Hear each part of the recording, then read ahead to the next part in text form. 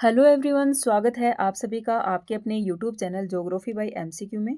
और आज के वीडियो में हम कोई क्वेश्चन आंसर डिस्कस नहीं करने वाले हैं।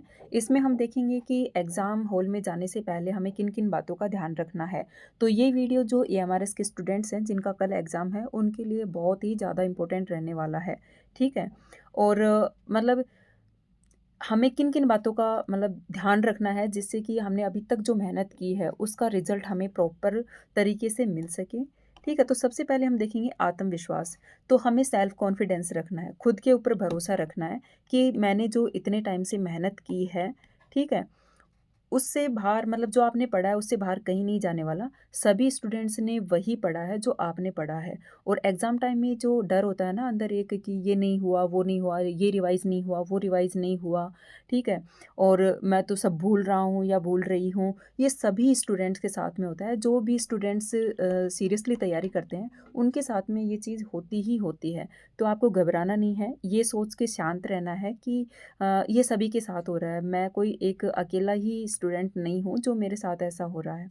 और दूसरी बात ये कि एग्ज़ाम हॉल में जब आप बैठो तो किसी से बात मत करो, बस चुपचाप अपनी आँखें बंद करो और 2-3 मिनट का मेडिटेशन करो या कुछ भी अच्छी चीज़ें सोचो। मेडिटेशन नहीं होता क्योंकि वहाँ पे थॉट्स आते ही रहते हैं कुछ ना कुछ, तो आपको ना पॉजिटिव सोचना है, नेगेटिव नहीं सोचना।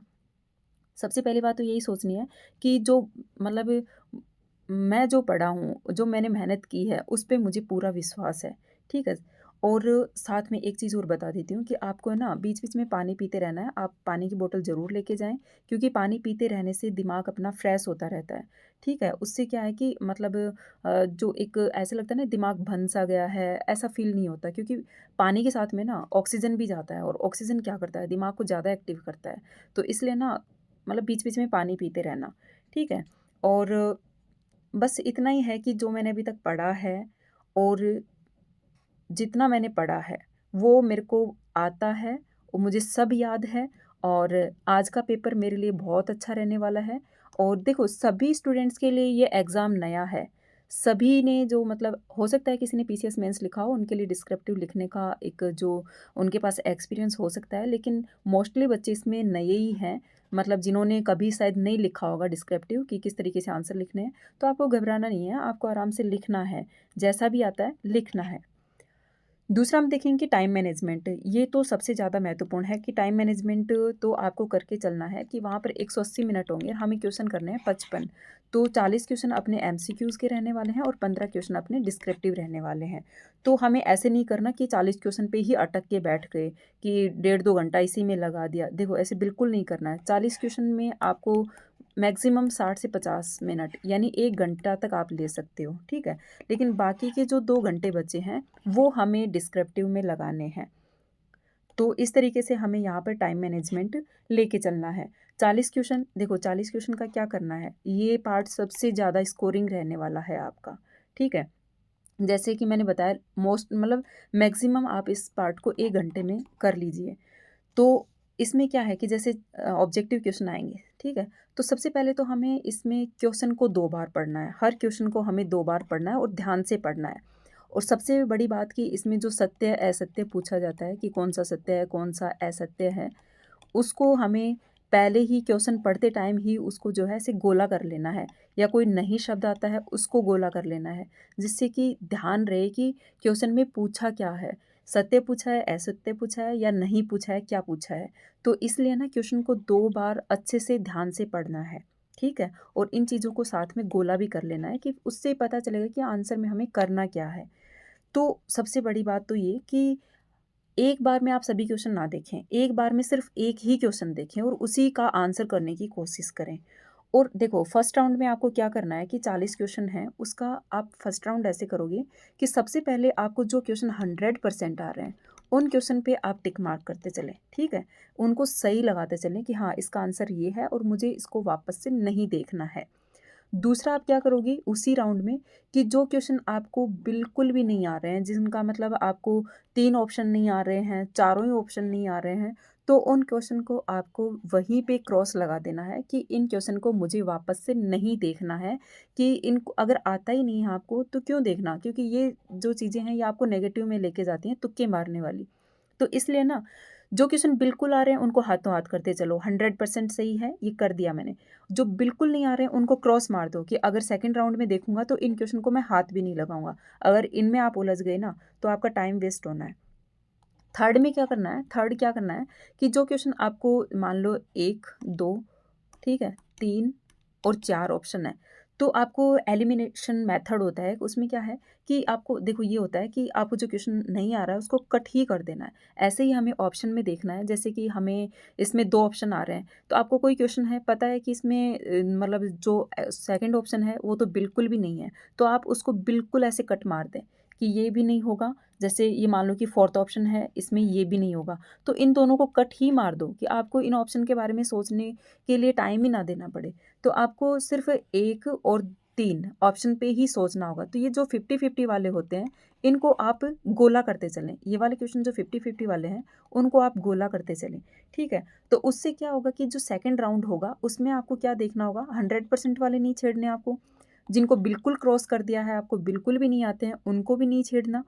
और जो बचे हैं 50-50% वाले, भले ही आपके कितने भी क्वेश्चन हो, इन क्वेश्चन को आपको करके ही आना है। वहाँ आपको इन क्वेश्चन में रिस्क लेनी ही लेनी है, क्योंकि जो 50-50% वाले होते हैं ना, वो हमें कभी नेगेटिव में नहीं लेके जाते। जब भी हम आकर देखते हैं तो वो पॉजिटिव में ही रहते हैं कि हाँ किया, कुछ क्वेश्चन गलत हो गए और कुछ कुछ क्वेश्चन सही हो गए, तो वो भी हमें पॉजिटिव में ही लेके जाते हैं, नेगेटिव में नहीं लेके जाते। ठीक है, तो इन चीज़ों का हमें बहुत ज़्यादा ध्यान रखना है वहाँ पर। तो ऐसे करके क्या करना है कि फटाफट हमें 1 घंटे में जो 40 क्वेश्चन हैं उनको कर देना है, ठीक है? फिर बचेंगे हमारे पास 2 घंटे। तो 2 घंटे में क्या करना होगा, डिस्क्रिप्टिव को लिखना होगा। तो इस तरीके से क्या होगा कि शुरू के 1 घंटे में आप 40 क्वेश्चन को करके एकदम माइंड फ्री हो जाओगे कि मुझे इनको फिर से नहीं देखना है, ठीक है? फिर है 15 क्वेश्चन डिस्क्रिप्टिव। तो इसमें किन चीज़ों का ध्यान रखना है? देखो, सबसे पहले तो आप ये चीज़ करना कि पेन है ना, आप आज ही मतलब उससे 2-4 पेज लिख लीजिए या रफ काम कर लीजिए। आप 2 पेन रखना, मतलब 3 पेन रखना, 1 ब्लैक पेन और 2 ब्लू पेन। अगर एक ख़राब भी हो जाए, गिर जाए या कुछ भी हो जाए तो आप दूसरा यूज़ कर सकते हैं, ठीक है? और इन तीनों पेनों को आप अच्छे से जो आज मतलब अपनी पढ़ाई करोगे तो इनको अच्छे से घिस लेना है। कम से कम भी 2-3 पेज या 1-2 पेज तो ज़रूर इससे लिख लेना है। एग्ज़ाम में एकदम नया पेन आपको यूज़ नहीं करना है, ठीक है? तो डिस्क्रिप्टिव क्वेश्चंस में क्या ध्यान रखना है कि जैसे हाँ, हमने देखा कि इसके लिए हमारे पास बचते हैं 2 घंटे, ठीक है? तो 2 घंटे में किन बातों का ध्यान रखना है हमें कि जो क्वेश्चन हमें आ रहे हैं उनको, जैसे एक 15 क्वेश्चन है, हमें पहला क्वेश्चन बहुत अच्छे से आ रहा है, तो आप इसको मतलब सोचने पे देखो, इन क्वेश्चंस में ना सोचने पे टाइम वेस्ट मत करना, वरना सोचते ही रह जाओगे और पता भी नहीं चलेगा 2 घंटे कहाँ चले गए आपके, ठीक है?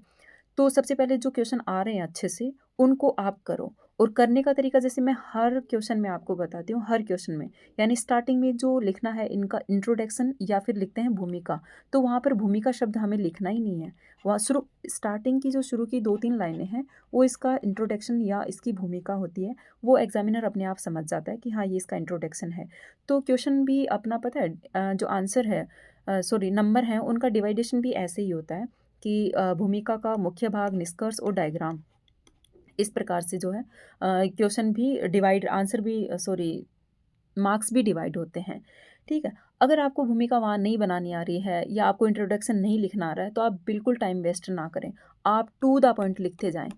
पहली बात ये कि आपको सीधा ऐसे ही नहीं लिखते जाना, आपको है ना ऐसे पॉइंट डाल के लिखना है। पहला एरो लगा के लिख दिया, दोबारा दूसरा जो सेंटेंस लिखेंगे एरो लगा के लिख दिया। इस तरीके से आप एरो लगाते हुए लिखते जाइए, ठीक है? अगर आपको निष्कर्ष और भूमिका नहीं लिखनी आ रही है तो। और साथ-साथ में क्या करना है, हमें साइड में देखो अपनी ज्योग्राफी में तो क्या है कि जिस क्वेश्चन में आपसे डायग्राम बन सकता है, अगर पेंसिल से लिख सकते हो तो ठीक है, अगर टाइम नहीं है तो आप ब्लू पेन से या ब्लैक पेन से किसी से भी बना सकते हो। जैसा भी आपको क्वेश्चन मतलब डायग्राम बनाना आता है, आप बना के ज़रूर आइएगा। कितना भी गंदा बनाना आए, अच्छा बनाना आए, क्योंकि अगर आप कुछ भी बना के आओगे ना, तो वो कुछ ना कुछ नंबर ज़रूर देगा आपको यहाँ पर। और उसके बारे में जो भी आप लिख सकते हैं यहाँ पे कि भाई किस चीज़ का डायग्राम है, और उसमें चीज़ें मेंशन कर सकते हैं कि ये वाली चीज़ है और ये वाली चीज़ है, तो ये भी आप करके आइएगा, ठीक है? और इस तरीके से जो क्वेश्चन हमें बहुत अच्छे से आते हैं, उनको हमें यहाँ पर इस टाइप से लिखना होगा, पूरा एकदम प्रॉपर वे में, ठीक है? एक है कि देखो जो 15 डिस्क्रिप्टिव क्वेश्चन है ना, इनमें अपनी नेगेटिव मार्किंग नहीं होती, सबसे प्लस पॉइंट तो ये होता है। तो इसमें क्या करना है कि जो क्वेश्चन हमें थोड़े बहुत आ रहे हैं, उनको आप अच्छे से लिखने की प्रैक्टिस मतलब लिखने की कोशिश करें। और तीसरा, जो क्वेश्चन आपको बिल्कुल भी नहीं आ रहे हैं, उसके आस-पास का भी कोई वर्ड आपको समझ में आ रहा है ना कि भाई हाँ, इसके आस-पास की भी कुछ चीज़ें याद आ रही हैं, तो आप लिखने की कोशिश करें उसको। जैसा भी लिखें, क्योंकि वहाँ पर ये आपको आपके नंबर नहीं काटने वाला, यहाँ आपकी नेगेटिव मार्किंग नहीं होती।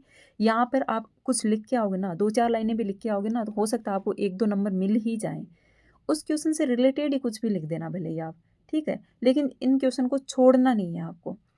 तो इस तरीके से क्या करना है हमें, जो डिस्क्रिप्टिव है उनका ध्यान रखना है, हमें किस तरीके से जो अपनी आंसर राइटिंग है उसको किस तरीके से करना है। आंसर राइटिंग स्किल्स हमने देख ही ली है। क्या, जैसे मैं हर क्वेश्चन में आपको बताती हूँ कि सबसे पहले जो भूमिका लिखनी है, नहीं आ रही है तो छोड़ देना। फिर से बोल रही हूँ, अगर भूमिका नहीं लिखनी आ रही है, इंट्रोडक्शन नहीं लिखना आ रहा है तो छोड़ देना। अगर किसी क्वेश्चन का आता है आपको तो पैरा चेंज करके लिखना ही लिखना है, ठीक है? पहली बात तो ये। और दूसरी बात, हेडिंग आपको ब्लैक पेन से लगानी है। टाइम नहीं है तो आप ब्लू पेन से भी लगा सकते हो, लेकिन उसको अंडरलाइन करना है, ठीक है? और जो भी की पॉइंट्स हैं उनको आपको साथ-साथ में अंडरलाइन करते जाना है। और हो सके तो मतलब जो कोई डेफिनेशन पूछ लेता है या कुछ भी, तो उसको कॉमा में बंद कर दो या फिर उसके नीचे अंडरलाइन कर दो। इन चीज़ों का हमें बहुत ज़्यादा ध्यान रखना है, ठीक है? और निष्कर्ष आता है तो लिखना, नहीं आता है तो छोड़ देना, क्योंकि टाइम वेस्ट नहीं करना।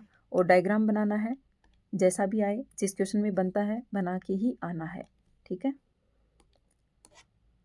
और बस मेरी तरफ से इतनी ही बातें थी बताने के लिए, जो मैंने कोशिश की है आपको कि एग्ज़ाम हॉल में किस तरीके से हमें मतलब डिप्रेशन में नहीं आना है, किसी भी चीज़ की कोई टेंशन नहीं लेनी है, एकदम टेंशन फ्री होके वहाँ पे क्वेश्चन करने हैं। और जिस टाइम क्वेश्चन नहीं आ रहा हो ना आपको, आप सोचना ये किसी को भी नहीं आ रहा, ठीक है? मैं भी वही पढ़ा हूँ जो बाकी लोग पढ़े हैं, अगर मुझे नहीं आ रहा तो किसी को भी नहीं आ रहा। इस कॉन्फिडेंस में आपको रहना है और इसी के साथ में आपको क्वेश्चन करना है, ठीक है? और